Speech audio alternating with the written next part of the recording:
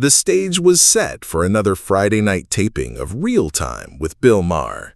The studio buzzed with anticipation as fans settled into their seats, overhead lights casting their familiar warm glow, while producers whispered last-minute cues into their earpieces. Bill stood just off stage, arms crossed, wearing that signature grin, like a cat who'd already spotted the mouse approaching. Before we jump back in, tell us where you're tuning in from, and if this story touches you, make sure you're subscribed, because tomorrow I've saved something extra special for you.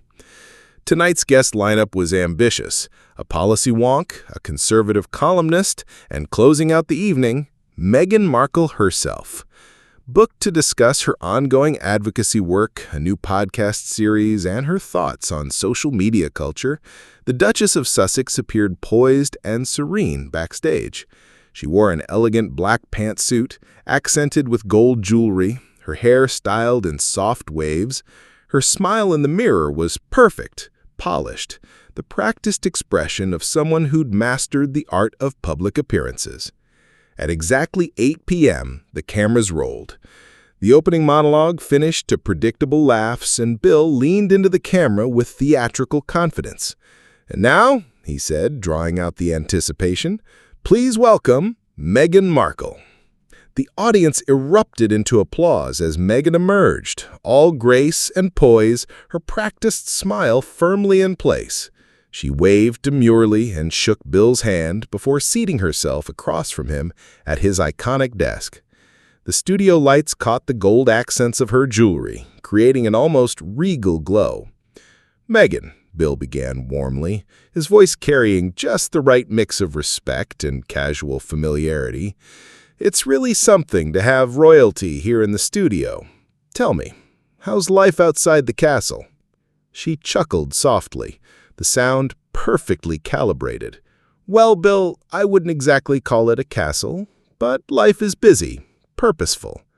Her tone was measured, professional, everything her media training had prepared her for. Bill smirked faintly, but moved on, his eyes glinting with something that might have been amusement or calculation. "So let's talk about that purpose. You've left the UK, you've left the royal family, but you're still in the headlines more than ever. Netflix deals, Spotify contracts, interviews, books. Do you miss palace life, or is this the life you've always wanted?" Her smile stiffened just slightly, a micro-expression that the cameras caught in perfect detail. "I think it's important to move forward, Bill," she replied coolly, her media training kicking in.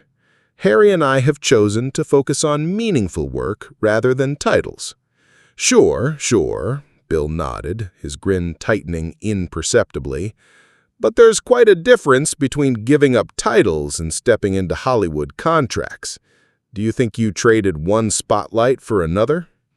There was a pause, just a beat too long before Meghan replied, her tone remaining sweet but acquiring a sharper edge. "I think people are entitled to define their lives how they see fit, Bill. Not everyone is satisfied playing by old rules." Bill chuckled faintly, and the audience picked up on the subtle tension crackling between them. This wouldn't be another scripted vanilla interview. Everyone could sense it now. The temperature in the room had shifted, though both participants maintained their professional facades. Still, the conversation rolled forward. Bill congratulated her on her charity work and her podcast endeavors. Meghan responded graciously, praising authentic dialogue and using your platform for good. But each of Bill's questions began to drift closer to more dangerous territory, like a ship slowly approaching a minefield. The audience sat forward slightly, their collective radar detecting the brewing storm. "You know," Bill said, resting his chin thoughtfully on his hand, "a lot of people still wonder, did you really think you could marry into the royal family, change thousands of years of tradition, and not ruffle some feathers? Or was ruffling feathers kind of the point?" This time, Meghan's practiced smile faltered completely. The mask slipped for just a moment, revealing something harder underneath. I didn't marry Harry to ruffle feathers, Bill. I married him because I love him. I think that's something even you can understand." The studio audience chuckled nervously, sensing the shift from friendly banter to something more pointed. Bill's grin remained fixed, but there was steel behind it now. "And yet," he continued, leaning back with deliberate casualness, "here you are, out of the family, but still very much in the headlines. Is that really love, or is it branding?" Her cheeks flushed slightly, a tell that no amount of media training could completely suppress. She tilted her head, fixing him with a look that carried the full weight of royal disapproval. "That's a remarkably cynical way to view marriage, Bill. But then again," she added with a faint, cutting smirk, "I suppose cynicism is your brand." The audience gasped softly, the sound rippling through the studio like a collective intake of breath. The temperature had definitely changed now. What started as polite conversation was transforming into something sharper, more dangerous.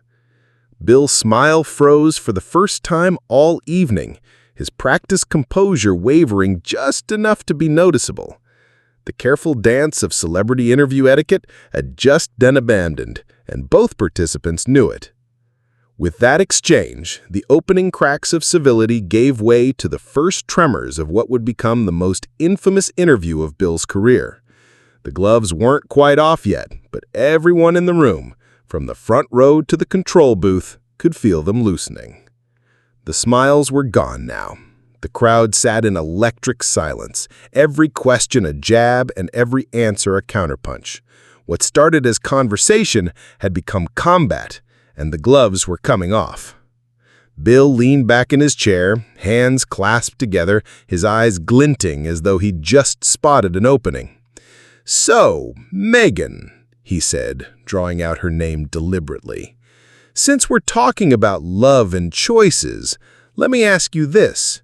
When you left the royal family, did you ever stop to think how that might feel to, the family, the Queen, William, Charles? Or was it all just about you?" The audience winced at the bluntness, an audible intake of breath rippling through the studio. Even the cameras seemed to hesitate, zooming closer to Meghan, whose eyes narrowed dangerously.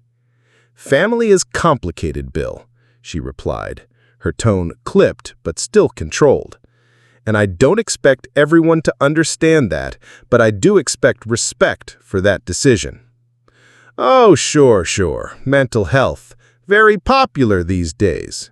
But you can see how it looks, right? You left the family, trashed them on television, signed a Netflix deal, and now here you are telling your side. That's not just protecting your health, that's managing your image, which is fine, but don't pretend it's some noble crusade." There were audible murmurings from the audience now, gasps, scattered nervous laughter, the sound of people shifting uncomfortably in their seats. The energy had shifted completely. This wasn't entertainment anymore, it was blood sport. Meghan crossed her legs and leaned forward slightly, her posture radiating controlled fury. "I think it's telling, Bill, that you reduce what I've been through to a crusade or to image management. You don't seem to grasp the human cost of the choices I had to make."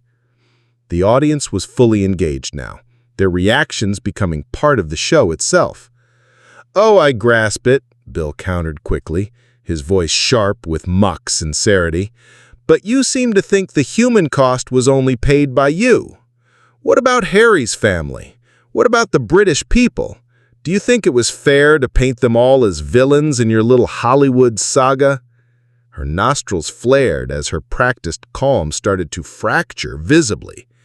"I don't think being honest about my experience makes me responsible for other people's guilt or discomfort," she shot back, her voice rising slightly. Bill nodded thoughtfully, then leaned forward with predatory focus. "So you don't take any responsibility at all for how messy things got?" Her lips pressed into a thin line. "I take responsibility for choosing myself, for choosing my family, for refusing to stay in an environment that was toxic. That's what I take responsibility for." The audience gave a polite smattering of applause, but Bill wasn't done. He leaned forward now, elbows resting on the desk, moving in for what felt like a kill shot. "All right, then let's talk about your acting career. You haven't been in front of cameras much lately. Well, except for interviews like this one. Is that by choice, or did the roles kind of dry up?"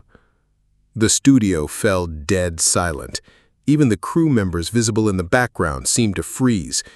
It was the kind of question that crossed every line of interview etiquette, personal, professional, and brutal all at once. Meghan's eyes flashed dangerously.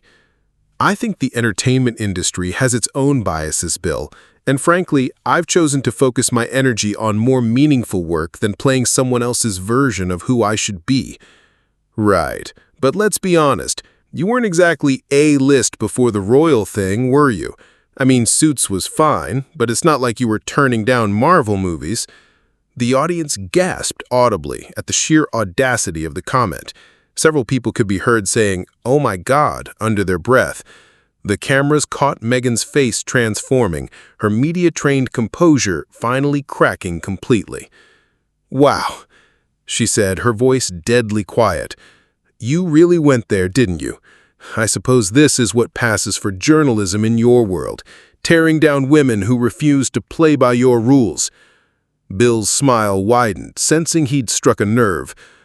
"I'm not tearing anyone down, Meghan. I'm just asking the questions that everyone else is thinking. Isn't that what real conversation looks like?" "Real conversation." Meghan laughed bitterly. "Is that what we're calling this? Because it feels more like a hit job disguised as an interview." The studio was electric now, the tension so thick you could cut it. The audience was split, some nodding in agreement with Meghan, others clearly enjoying the spectacle. Social media notifications were probably exploding in pockets and purses throughout the room. "Look," Bill said, spreading his hands in mock innocence, "you came on the show. You knew what this was. If you can't handle a few tough questions without playing the victim card, maybe you shouldn't be doing interviews." That was it. The final line crossed. Meghan's face went white with fury. "The victim card?" she repeated, her voice rising. "You invite me here under the pretense of discussing my charitable work, then spend 20 minutes trying to humiliate me on live television, and when I defend myself, I'm playing the victim card?" She stood up slightly in her chair, her whole body radiating anger. "You know what, Bill? This isn't journalism. This isn't even entertainment. This is just cruelty with a live audience." The crowd erupted in a mixture of gasps, applause, and scattered boos. Bill remained seated, his expression unreadable, but there was something in his eyes, surprise, perhaps, or respect. He hadn't expected her to fight back this hard. The interview had officially become a war zone. The audience reaction was mixed, scattered applause, but also visible confusion and discomfort. This wasn't the kind of drama they'd signed up for when they'd gotten tickets to a talk show taping. "Look, folks," Bill continued, leaning forward into the camera, "I've been doing this for 20 years. I ask tough questions. It's literally my job. If you can't handle that, maybe don't come on a show called Real Time where we have, real conversations." He shrugged, trying to project nonchalance, but there was something forced about it. Meghan Markle came here tonight expecting a puff piece. When she didn't get one, she threw a tantrum and walked out. That tells you everything you need to know about how she handles adversity. The audience was quieter now, uncertain how to react. Some nodded in agreement, others looked uncomfortable with Bill's characterization of events. Behind the cameras, producers were frantically signaling. They had airtime to fill and a show to salvage. Bill caught their cues and straightened up. "We're going to take a quick commercial break, and when we come back, we'll have our panel discussion. I'm sure they'll have some thoughts about what just happened." As the cameras cut away, the studio buzzed with nervous energy. Audience members turned to each other, debating what they'd just witnessed. Was it brilliant television or an ugly spectacle? Had Bill gone too far, or had Meghan overreacted? But even as the crew reset for the panel segment, everyone knew the real show was over. Whatever happened next would be anticlimactic compared to the volcanic confrontation they'd just witnessed. In the control room, producers were already fielding calls from network executives. Outside the studio, social media was exploding with clips, hot takes, and hashtags that would trend for days. Before the show had even finished airing, the internet was on fire. Clips of Meghan's mic drop and dramatic exit flooded every social media platform within minutes. The hashtags Meghan walkout and Bill Maher exposed began trending simultaneously, creating a digital battleground that would rage for days. On Twitter, the takes came fast and furious. "Queen behavior. She said what needed to be said," posted one verified account with millions of followers. Another shot back, "Classic narcissist behavior. Can't handle being challenged, so throws a tantrum and walks out." TikTok exploded with reaction videos. Gen Z users dissected every facial expression, every pause, every inflection. "Did you see how she controlled that exit? That's how you leave with dignity," one viral video proclaimed, racking up 3 million views in the first hour. Meanwhile, cable news networks scrambled to book media experts and body language analysts. CNN's Chiron read, "Royal walkout, media clash or misogyny?" Fox News countered with, "Entitled actress storms off when questioned." Team Meghan mobilized quickly. Her representatives issued a statement within 2 hours. The Duchess will not tolerate being subjected to hostile interrogation disguised as journalism. She entered the interview in good faith and was met with predetermined bias and disrespect. Bill's camp fired back through his publicist. Mr. Maher asked fair questions that any public figure should expect.